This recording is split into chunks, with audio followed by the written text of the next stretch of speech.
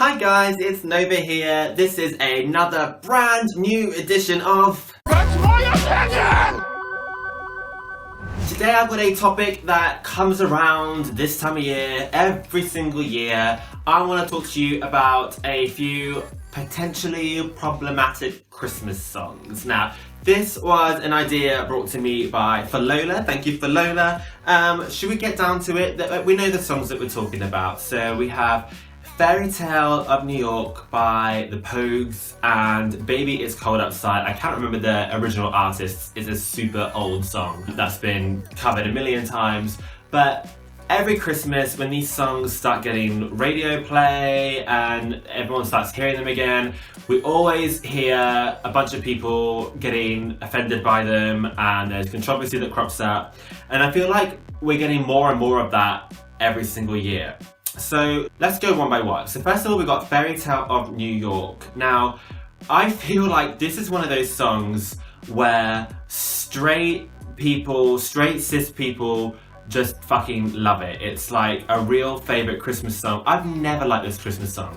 Nothing about it sounds Christmassy to me. It's just like kind of, I don't know, it's like rough and common, and I know that's kind of supposed to be the charm of it. I just don't feel like this is a Christmas song. It's an argument that's happening, the lyrics. It's not happy, it's not joyous. Anyway, that aside, there is a lyric in this song whilst the couple are having an argument, "You cheap, lousy faggot." So, obviously, people, I would say the LGBT community especially, a lot of us take great issue with the word faggot seemingly getting a free pass because it's in this song. And there is kind of a widespread assumption in our community that straight people kind of thrive off getting to say the word faggot. It's like the one time a year they can finally say it and no one can tell them no because it's in a song and it's the lyrics and it's fine. And for many gay people, the word faggot obviously has a lot of negative connotations. I don't want to be like overly dramatic, but it literally can set off people's PTSD. Like, it's a very strong word. It's been compared to the N-word several times. I understand a lot of gay people will use the word to describe themselves and their friends, and that is fine, more for them. I think the marginalized people that are the victims of the violent use of this word are more than entitled to reclaim it for their own use and their own purpose.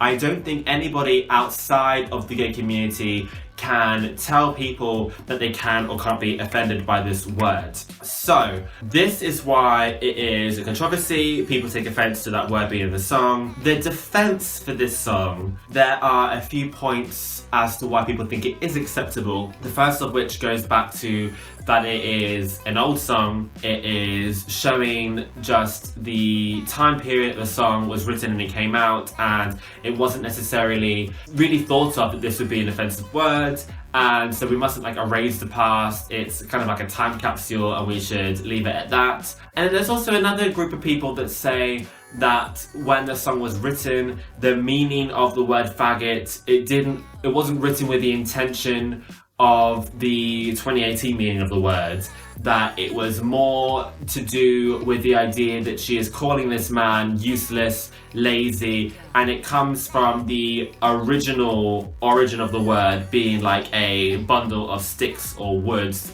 It's basically like saying that he's as dumb as a plank or he's dumb as a piece of wood. So these people are saying that it's not homophobic, it has nothing to do with gay people, it is not a homophobic slur, not in this context. That is not the intention, so people need to stop looking for things to be offended by. I can kind of understand that point of view. The whole we mustn't erase the past thing and it was just a sign of the times, that I'm not into. I feel like we can absolutely grow and evolve, and I just think it's showing that people want to be inclusive and are just being slightly more thoughtful when they censor the song. It has started to be censored on Radio 1, and that has also got a lot of people's backs up. They're like, oh my god, we're not allowed to say anything, bloody snowflakes, blah blah blah blah blah. As far as censorship goes, I appreciate the gesture of censorship. one of the original performers of the song has gone on record as saying that she has no problem with the censorship of the song. So that should kind of be the end of the argument as far as censorship goes. If the original artists think it's fine to censor it, then we should be allowed to censor it. Like, they can't defend it, so let's just leave it at that. If radio stations want to censor it, let's let them censor it. Me personally, I hate the song. I hate it anyway, but it is it's hard to explain. When you hear that kind of word and when you hear groups of straight people singing it with such joy, it is awkward. It's immediately awkward. If you're in a group of straight people and they sing that word, you know instantly they're all looking at you. They want to see what your reaction is. It really puts you on the spot and it's uncomfortable. It's not a nice feeling. And like I said previously, for many people, they associate it with maybe being bullied, being attacked, being harassed, and it just brings back those kinds of feelings and those kinds of emotions. And I understand a lot of people are still saying like, oh, fucking snowflakes, just get over it.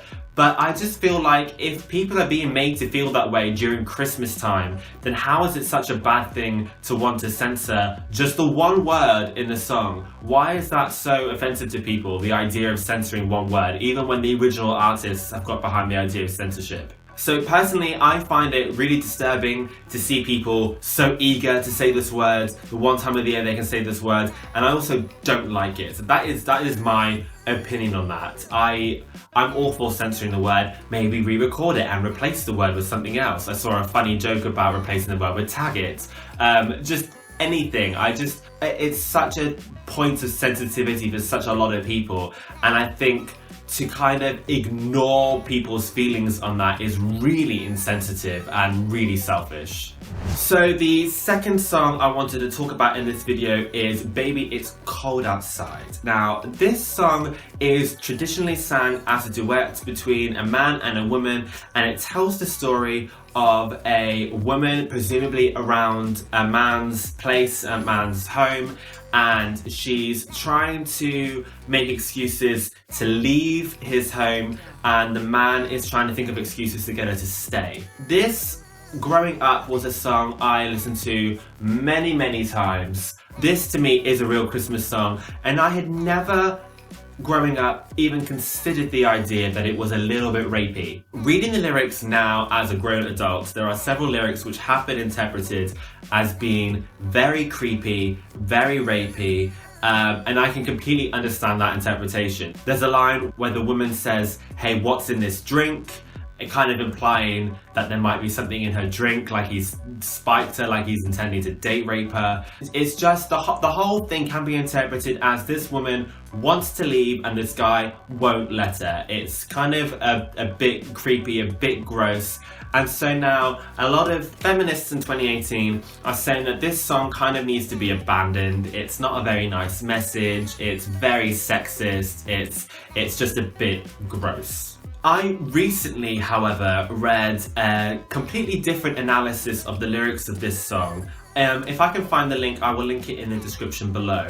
But it had a completely different perspective on this song and actually offered the opposite kind of viewpoint, to the point where it was actually quite an empowering feminist message. So this person basically said that at the time this song was written, it would be very frowned upon for a woman to spend a night around a man's house, especially if she just met him. Like, one night stands were really frowned upon. So when she is trying to leave, at that time, it would have been very obvious that she doesn't really want to leave at all, and she's trying to think of excuses so people would be of the opinion that, oh, she tried to leave but she kind of couldn't, and really she wants to stay, but without putting up a fight she might be seen as a slut, she might be seen as a bit loose, so she kind of has to put on this show of trying to leave, of not wanting to stay, when in reality she wanted to stay the entire time. But because of how patriarchal the times were,